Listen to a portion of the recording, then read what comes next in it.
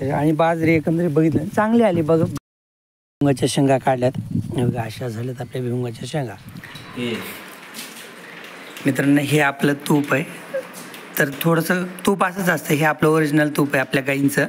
तर ह्याच्यावरती थोडंसं वरती थोडं तरंगतं तूप आणि खाली घट्ट राहतं. हे प्रत्येक तुपाला असं होतंच पार्टेशन, खाली घट्ट राहतं आणि वरती थोडीशी तेलासारखं येतं. म्हणजे वरती थोडंसं लिक्विड तरंगतं तेल असतं आणि नॉर्मल टेम्परेचरला तूप खाली घट्ट राहतं. तर हे असं बॉटल आहे आपली आणि खाली उलटं ठेवलं आहे कारण मला पार्सल पाठवायचं आहे. तरी बॉटल लिकेज आहे का बघितलं. आपल्याला ज्यांना पार्सल पाठवायचं ना तर त्यांनी लय दिवस झालं 10-12 दिवस झालं पैसे दिलेले, माझ्याने पार्सल पाठवणंच झालं नाही लवकर त्यांना. तर आज मी पार्सल पाठवणार आहे त्यांना. ती बॉटल लिकेज बघण्यासाठी मी उलटी ठेवली होती.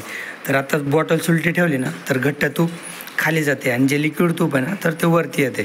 ह्याला थोडंसं गरम केलं ना तर पूर्ण तूप सारखं म्हणजे लिक्विडच होतं आणि थोडंसं थंड केलं ना तर जे लिक्विड तूप आहे ना तर ते पण असं घट्ट होतं. तरी आता मला पॅकेज करून पार्सल पाठवायचं आहे. हा गोल कर ना एकदा असं गोल करायचं आणि उलटी कॅरी बॅग घ्यायची. हो हे पार्सल आहे ना, पार्सलला वरून एक कॅरी बॅग लावली. जरी समजा पार्सल प्रवासात आदळलं वगैरे ना, बॉटल लीक वगैरे झाली ना तर ह्याच्यातच राहतो. म्हणजे तो कॅरी बॅग पण चांगली आहे आणि तसं लिकेज तर होणारच नाही ती. पण कारण मला पण जास्त अनुभव नाही, आपण पण जास्त काही पार्सल पाठवत नाहीत ना, तर त्याच्यामुळे आपण एकदम आपली साधी पॅकेजिंगमध्ये पाठवतो. तसं आता सध्या तर हे आता मी घरच्या आपल्या फॅनच्या बॉक्सपासून एक बॉक्स बनवला आहे जुगाड टाईप. म्हणजे कसं पार्सल व्यवस्थित उघडून आहे, सगळं चिकटपणे पॅक वगैरे केलं आहे व्यवस्थित. आता मी आलो इकडं पाणी चालू आहे, बाजरीच्या शेतात आलो आहे काटणात. ते बाजरी भिजवतोय तर बाजरीचे कणस बाहेर आलेत. 2 पार्टेशन झाले होते ना, तर हे वरच्या साईडची बाजरी जिचे कणस कुठं बाहेर यायला लागलेत कुठं बाहेर आलेत, लय सुकली होती. आता हिला दुसरं पाणी देत होतं आपण. मागच्या हप्त्यात एक पाणी दिलं आहे आणि खालची जसं आपण खालच्या बाजूला जाऊ ना तर तशी पुढं समोर बाजरी चांगली आहे. आज मी भिजवते बाजरी. आता मी काय समाधानी नाही ह्या बाजरीवर, इतकं कष्ट केलं आणि ही काय चांगली चालली नाही लई. आणि परत माझं बोट आहे ना, हे मधलं बोट ही बाजरी भिजवण्याच्या राड्यात सुजलं म्हणजे मोटरमध्येच अडकलं बोट माझं.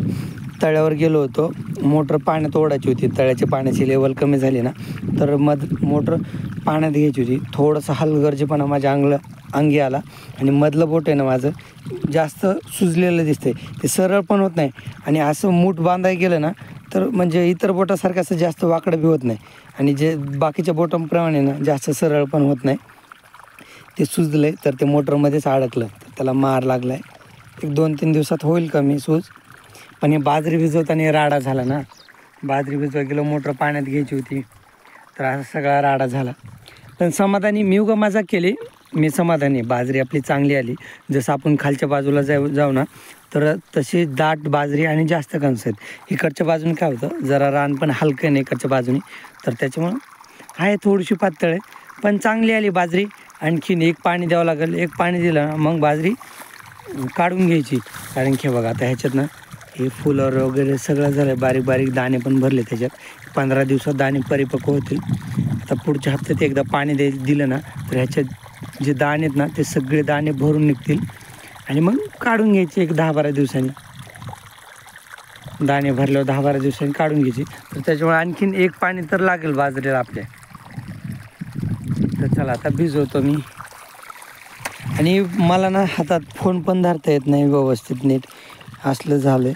आणि ही घटना घडली काल, तर काल मी व्हिडिओज बनवला नाही, म्हणजे सकाळून बनवला होता. नंतर हे बोट गेल्यापासून मग मी व्हिडिओज बनवला नाही. त्याच्यामुळे आता कालचा व्हिडिओ तर मी टाकणारच नाही. लय हालत झाली माझ्या बोटाची खराब.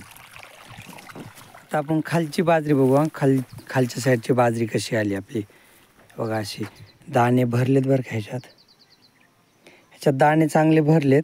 हे आता काढा येईल एक 15 दिवसात. बघा इकडं पण ह्याच्यात चांगले दाणे भरलेत. हिला पाणी जास्त भेटलं ना अगोदर तर त्याच्यामुळे ही लवकर आली.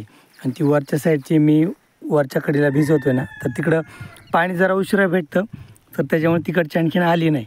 आता ही वाली समोरची बाजरी ना तर ही तर चांगली दिसते मला, चांगली आली. हिला पण पाणी द्यायचं बरं का. आता चालू भिजवायला आहे ना तर हे चालू पाणी द्यायचं एकदा, म्हणजे लहान लहान कणस आहेत ना खालचे तर ह्यांच्यात पण चांगले दाणे भरतील आणि मोठाले होतील. तर त्याच्यामुळं बाकी ही जी वरचे कणस आहेत ना, तर ह्यांना तर पाण्याची काही गरज नाही. हे मस्त आता परिपक्व झाले चांगले. आणि बाजरी एकंदरीत बघितलं चांगली आली बरं का बाजरी. काही काही कणस लाल लाल दिसतात ना चॉकलेटी, तर ते वर ह्याच्या हे फुलं लागलेत, म्हणजे अगोदर फुलोऱ्यातले कचरा आहे फुलोऱ्यातला ना, तर त्याच्यामुळे हे जरा वर लाल लाल दिसते. पण हे फुलोऱ्यातला कचरा काढला ना तर मग कणीस परत व्यवस्थित दिसते बाजरी. काढायलाच आली ही, तर काढायचे होतेत आपले एक एक कामं. आता ऊस लावून झाला आहे, आता बाजरी पण काढून घ्यायची. परत ते मग वरची बाजरी आपण आणि खालचं हिरवं गुरांना होईल आपल्या. आता आपल्या मोटरला काय झालं बघतो कशामुळे बंद पडली. आणि आपल्या तळ्याचं पाणी तर किती कमी झाले. मागच्या वेळेस पाणी तिकडं होतं, हे जो मोकळा एरिया ना इकडं पाणी होतं मागच्या वेळेस, पण आता पाणी कमी कमी झाले. हे पांढऱ्या दगडं दिसत आहेत ना, इथपर्यंत पाण्याची लेवल होती. आता पांढऱ्या दगडं संपून पाणी एकदम जमीन लेवलला खाली गेलं आहे. अवघं थोडंसं पाणी राहील तलावात, पण एवढा उन्हाळा तर आरामात जाईल, काही अडचण नाही. कारण की मोटर पण लय झाल्यात ना. तिकडं समोर जर बघितलं ना तिकडच्या एरियात, तर नुसतं स्टार्टर मोटर आणि पाईप वायर. आता हे आपल्या तलावाचं पाणी ना, तर ह्याच्यातून इकडं खड्ड्यात पाणी आलेलं आहे. ह्या खड्ड्यातलं पाणी संपलं ना, ह्याच्यात मासेले राहतात बरं का खाली चिखलात. कारण परत मासेले इकडं ह्या खड्ड्यातून इकडं जाताच येत नाही ज्या मोठ्या पाण्यात, त्याच्यामुळं ह्या खड्ड्यात मासेले राहतात. आता मी मोटरकडे जाऊन आलो आहे. आपल्या दोन्ही मोटर बंद आहेत, जे आपले काटवातल्या शेतातली पण बंद आहे आणि घराजवळच्या शेतातली ना, दोन्ही पण मोटर एकाच डीपीवर आहेत ना, तर त्याच्यामुळे दोन्ही पण बंद आहेत. डीपीतलं फ्यूज वगैरे गेलं असेल, पण मी आता तिकडे जाणारच नाही डीपीकडे. माझ्या बोटाला बी लागले, मला काही करता येत नाही. आता जातो घरी, जेवण वगैरे करतो. दुपारून जर कोणी काम केलं डीपीचं तर मग दुपारून जायचं दाऱ्यावर, नाही तर मग थांबतो घरी. चला, हे आपलं तळ्याच्या खाली यावं लागतं, कारण की गाडी इकडच्या खालच्या बाजूला आहे. मी घरी आलतो, जेवण वगैरे केलं आणि पाणी लावून आलो होतो ना, तर त्याच्यानंतर डीपीतलं फ्यूज गेलं होतं. मी घरी आल्यानंतर पप्पा गेले आणि फ्यूज टाकलं डीपीतलं. मोटर चालू झाले होते आपल्या दोन्ही पण मी पाणी दारं लावून आलो होतं, तर त्याच्यामुळं परत गेलोच नाही. आता 5 वाजलेत, तर लाईट तर गेली आणि आज आभाळ भरपूर आलेले आहे. आता बहुतेक अवकाळी पाऊस होतो काय की. आणि आपले भिमुगाच्या शेतात जे तीळ होते ना, तर ते तीळ आपण स्लॅबवर आणून ठेवलेत. मी व्हिडिओ बनवला नाही ना, तर त्या दिवशी आपले तीळ काढलेत. तर एवढे तीळ आपण असे स्लॅबवर आणून ठेवलेत, एवढे तीळ भरलेत. तीळ थोडे जरी झाले ना तरी म्हणजे तिळाला मार्केट असतं आणि उपयोग पण एवढा का जास्त रोज होत नाही ना. आणि त्यामुळे ते एवढे तीळ आपल्याला घरी खाण्यासाठी बस होतील. तिकडे एक बुचुडी, इकडे एक बुचुडी, 3री 4थी 5वी ती 6वी आणि एक 7वी बुचुडी ना, तर ती आपण व्यवस्थित केलेली. तर ह्या 7 बुचुड्याचे तीळ आहेत ना, तर हे आपण विकत नाहीत, आपल्याला घरी खाण्यासाठीच लागतात. तर एवढे तीळ आपल्याला वर्षभर खायला बस होतात. हेच तीळ वर्षभर खायचे, ह्याच्यातलंच बी राखायचं थोडंसं पुढच्या वर्षीसाठी. आणि आई इकडे बुचुड्या साफ करते म्हणजे त्याच्यात ते तीळ खाली काढते.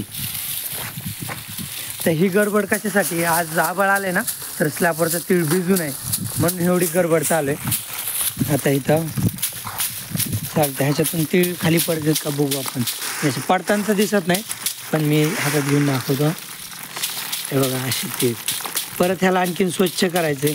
ह्याच्यातले तिळाचे हे जे टोप पण आहेत ना, कवर बाहेरचं, तर ते कवर काढायचे, तिळाचा पाला काढायचा नाही. काय बघा असे चांगले तीळ आपल्याला खायला करून ठेवायचे.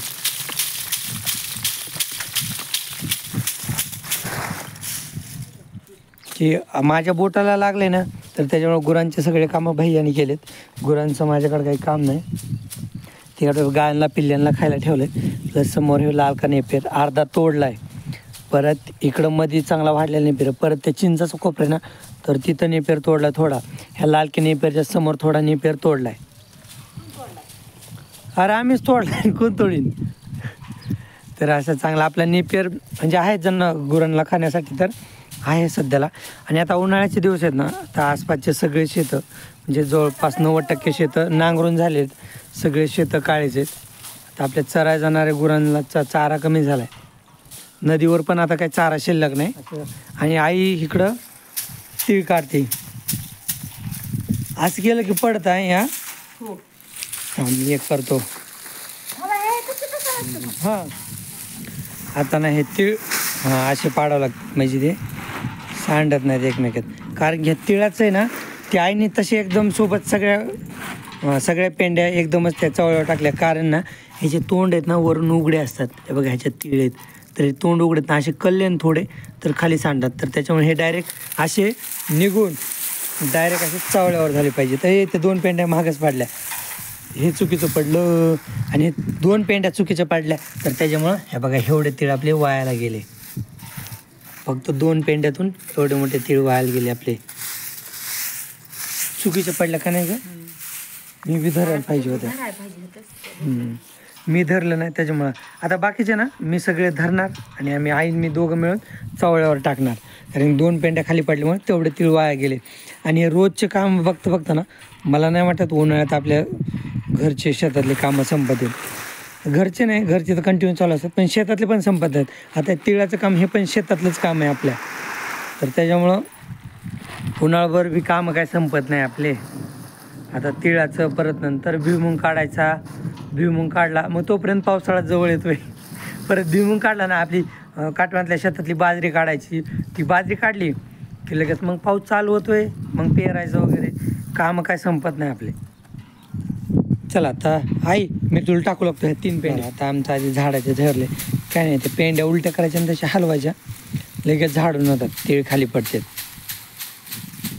आता थोडंसं वारं नॉर्मल सुटलं आहे वारं पण आबाळ तर सगळीकडं आलेलं आहे. सगळं आबाळ झालं. हां होणार हे व्हिडिओच्या नादात गेले ना तीळ वायाला. आता ना थोडा पाऊस यायला लागला आहे.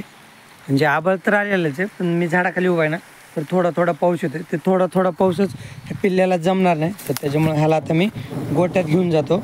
याची माती खाते त्याच्यामुळे त्याच्या तोंडाला बांधलं आहे ते मी.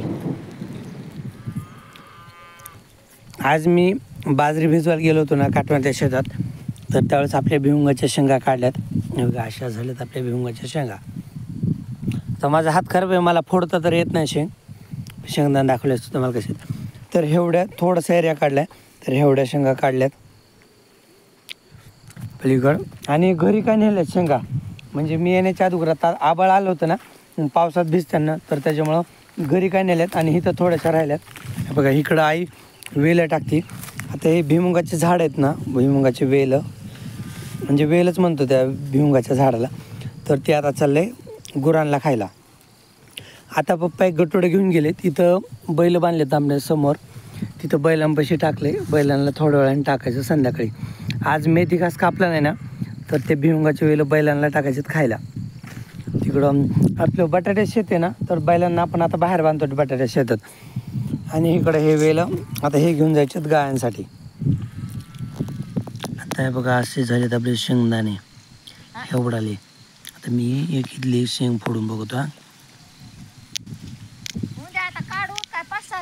तर ह्या शेंगात बघू आपण. हे तर हायब्रिड बियाणे ना तर त्याच्यामुळे मोठाले शेंगदाणे असतील पण टेस्टला एवढे छान आहेत. हे बघा असे एवढाले शेंगदाणे चांगले आहेत. ते बऱ्यापैकी चांगले घरी खायला तर शेंगा भरपूर झाल्या. शेंगदाणे आपल्याला घरी खाण्यासाठी भरपूर होतात. याचा कलर गुलाबी आहे फिक्कट गुलाबी.